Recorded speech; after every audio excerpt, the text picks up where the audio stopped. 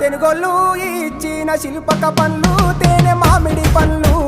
తీయంగా తిందామె తీరొక్క పండ్లు చిలక నేరేడి పండ్లు కాబోళ్ళు ఇచ్చిన మక్క కంకులు అవి పాల కంకులు కాల్చుకొని తిందాము కందికాయలు పచ్చి పల్లికాయలు గుజారి గుజారి మామిళ్ళ కిందో నల్ల మామిళ్ళ కింద కుసుమరోళ్ళేసిన కుందన బొమ్మ అది కుందన బొమ్మ